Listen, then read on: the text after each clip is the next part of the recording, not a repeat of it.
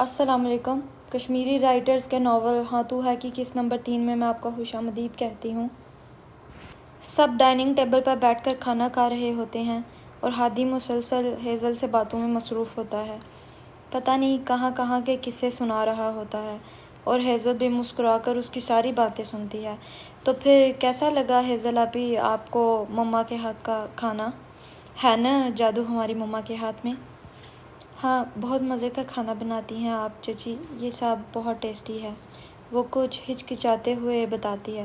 شکریہ میری جان۔ جب ہادی کی باتیں ختم ہونے کا نام نہیں لیتی تو شاہ میر کو بیچ میں بولنا ہی پڑتا ہے۔ کیسے جا رہے ہیں تمہارے ٹیسٹ ہادی؟ ہاں جا رہے ہیں۔ کہاں جا رہے ہیں؟ شاہ میر اسے آنکھیں نکالتا ہے۔ میرا مطلب ٹھیک جا رہے ہیں بھائی۔ ہادی ایک دم گڑبڑا جاتا ہے، نوالا اس کے حلق میں پھنس جاتا ہے اور وہ کھانستے ہوئے جواب دیتا ہے۔ دلاور شاہ اور ان کی بیگم مسکرا دیتے ہیں کیونکہ انہیں پتہ تھا اب ان کا لاڈلا گیا کام سے، اور ہیزل کو بھی اندازہ ہو جاتا ہے کہ ہادی جتنا شیطان ہے شاہ میر اتنا ہی سنجیدہ۔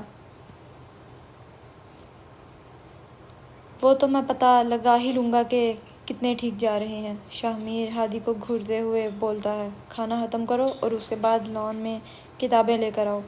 بھائی آپ تھک گئے ہوں گے، آج آپ ریسٹ کرو، میں پڑھ لوں گا کھانا کھا کر۔ تمہیں میری فکر کرنے کی ضرورت نہیں ہے لاڈلے، تم اب اپنی فکر کرو۔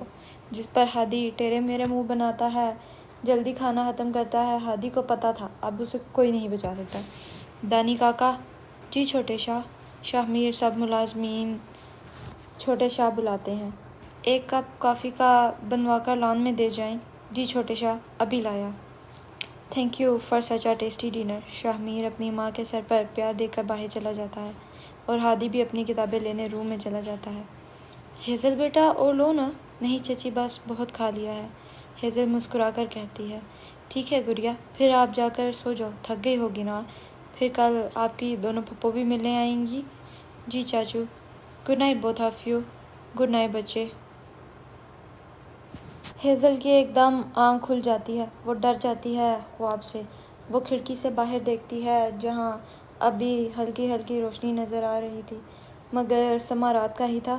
ابھی ہیزل اٹھ کے بیٹھتی ہی تھی کہ اسے اذانوں کی آوازیں آنا شروع ہوئیں۔ اس نے اپنی آنکھیں بند کر لی اور اذان کو دل سے سننے لگی۔ اس نے آج تک ہانگ کانگ میں جس جگہ وہ رہتے تھے اذان کی آواز نہیں سنی تھی۔ آج اسے اپنے اندر سکون سا محسوس ہوا۔ اذان ختم ہوئی تو ہیزل کپڑے لے کر فریش ہونے چلی گئی، کیونکہ اب ویسے بھی اسے خواب کی وجہ سے نیند نہیں آنے والی تھی، اس لیے اس کا ارادہ لان میں واک کرنے کا تھا۔ ہیزل جب لان میں آئی، اسے ہلکی ٹھنڈک کا احساس ہوا تو اس نے اپنے آپ کو جیکٹ سے اچھی طرح سے کور کر لیا۔ اس نے جب لان میں نظریں دوڑائی تو ایک منظر پر اس کی آنکھیں رک گئی، وہ پلک جھپکنا بھول گئی۔ وہ نہایت فرصت سے شاہ میر کو دیکھ رہی تھی، جو اتنی ٹھنڈ ہونے کے باوجود لان میں نماز پڑھنے میں مصروف تھا۔ ہیزل کو اس کے چہرے پر سکون اور نور نظر آیا، وہ منظر واقعی لاجواب تھا۔ شاہ میر نماز پڑھنے میں اس قدر مشغول تھا کہ ہیزل اسے دیکھتے ہی اس سے تھوڑے فاصلے پر گھاس پر ہی بیٹھ گئی اور شاہ میر کو اندازہ ہی نہ ہوا۔ اسے گھاس کی ٹھنڈک کا احساس ہوا تو اس نے جھرجھری لی اور پھر سے شاہ میر کو دیکھنے لگی۔ وہ شاہ میر کے بولتے لبوں کو دیکھنے لگی، اس کے ہلکے ہلکے ابھرتے ڈمپلز کو دیکھنے لگی۔ ہیزل شاہ میر کی طرف بہت کم ہی دیکھتی تھی، کیونکہ اسے پتہ تھا وہ اس کے ڈمپلز میں کھو جاتی ہے۔ اس بات کا احساس اسے ایئرپورٹ پر ہوا تھا، اور جب شاہ میر نے اپنا منہ نیچے کر کے اس وقت اپنی مسکراہٹ چھپائی تھی تب بھی ہیزل کو بہت شرمندگی ہوئی تھی۔ اس کے بعد وہ اسے دیکھنے سے گریز ہی کر رہی تھی، مگر اب پھر سے وہ اس کی حرکت کو نوٹ کر رہی تھی۔ شاہ میر نے جب سلام پھیرا تو اسے ہیزل اپنے سے کچھ فاصلے پر نظر آئی تو وہ ایک دم سے حیران ہوا، پھر ہلکے سے مسکرا دیا اور دعا مانگنے لگا۔ ہیزل اب تھوڑی ہچکچاہٹ محسوس کر رہی تھی۔ شاہ میر دعا مانگ کر کھڑا ہو گیا اور جا نماز فولڈ کرنے لگا۔ اسے کھڑا ہوتے دیکھ ہیزل بھی کھڑی ہو گئی اور نیچے گھاس کو دیکھنے لگی۔ شاہ میر نے جب ہیزل کو ہچکچاہٹ میں مبتلا دیکھا تو خود ہی بات کا آغاز کیا۔ آؤ ہیزل، بیٹھو۔ شاہ میر اس کے لیے چیئر پیچھے کرتا ہے تو وہ تھوڑا نروس فیل کرتی ہے۔ مگر پھر گہری سانس خارج کر کے بیٹھ جاتی ہے۔ Thank you my player. Shah Mir ابھی ٹیبل کے دوسری طرف اس کے سامنے بیٹھ جاتا ہے۔ اتنے میں دانی کاکا شاہ میر کے لیے کافی لے آتے ہیں۔ کافی پیو گی ہیزل یا پھر چائے؟ نہیں، میں کافی چائے نہیں پیتی۔ دانی کاکا ہیزل کے لیے ہاٹ چاکلیٹ لے آئیں؟ جی چھوٹے شاہ۔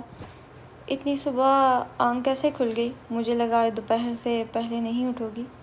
بس ایک برا خواب دیکھا، آنکھ کھل گئی، وہ ہچکچا کر بتاتی ہے۔ اتنے میں دانی کاکا ہیزل کو اس کی ہاٹ چاکلیٹ پکڑاتے ہیں۔ یہ بہت ٹیسٹی ہے، شکریہ۔ ہیزل پہلا سپ لینے کے بعد دانی کاکا سے کہتی ہے، جس پر وہ مسکرا کر شکریہ کہتے ہیں اور چلے جاتے ہیں۔ صحیح۔ کیا آپ یہیں نماز پڑھتے ہیں؟ فجر کے وقت باقی گھر ہوں تو مسجد جاتا ہوں، ورنہ بزنس کے سلسلے میں جانا پڑتا ہے تو پھر کہیں بھی پڑھ لیتا ہوں۔ یہاں صبح کی تازہ ہوا میں نماز پڑھنا بہت فریش فیل کرواتا ہے اور سکون بھی ملتا ہے۔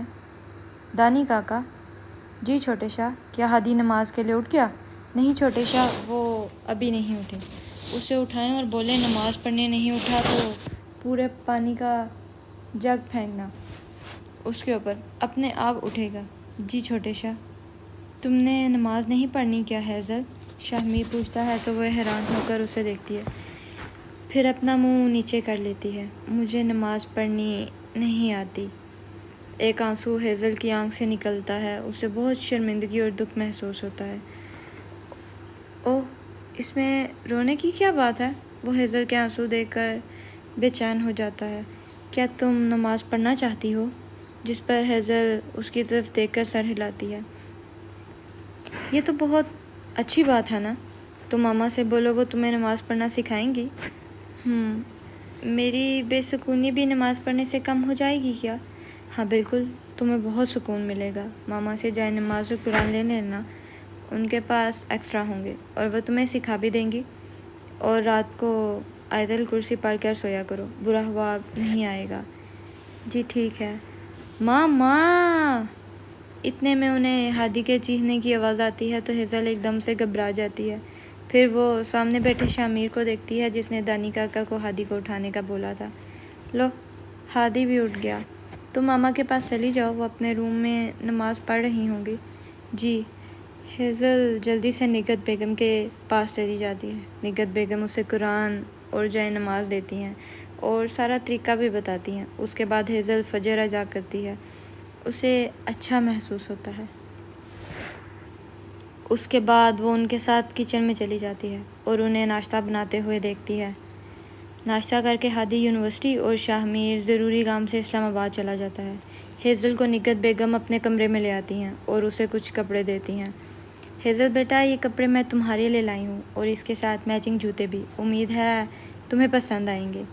یہ سچ میں بہت پیارے ہیں چچی۔ ہیزل نے کبھی پاکستانی کپڑے نہیں پہنے تھے، اسے یہ باقی بہت اچھے لگے تھے۔ مجھے اچھا لگے گا اگر تم آج ان میں سے کچھ پہنو گی تو۔ میں ضرور پہنوں گی چاچی، یہ واقعی بہت پیارے ہیں۔ اچھا ہے، تمہیں پسند آئے۔ کچھ دنوں تک ہم بازار جا کر تمہارے لیے اسی طرح کے اور لے آئیں گے، ٹھیک ہے؟ جی ٹھیک ہے۔ نوری! جی بیگم صاحبہ۔ نوری، یہ ہیزل کی مدد کرو اس کا سامان روم میں لے جانے میں۔ جی بیگم صاحبہ۔ مجھے دے دیں ہیزل جی۔ السلام علیکم ڈیئر ریڈرز، یہ میرا پہلا ناول ہے، امید آپ کو ضرور پسند آئے گا۔ آج میرے پہلے ناول کی تیسری قسط تھی۔ میرے ناول کے بارے میں اظہار رائے کرنے کے لیے کمنٹ ضرور کریے گا، اور اگر آپ کو میرا ناول اچھا لگے تو لائک اور سبسکرائب بھی کریے گا۔ شکریہ۔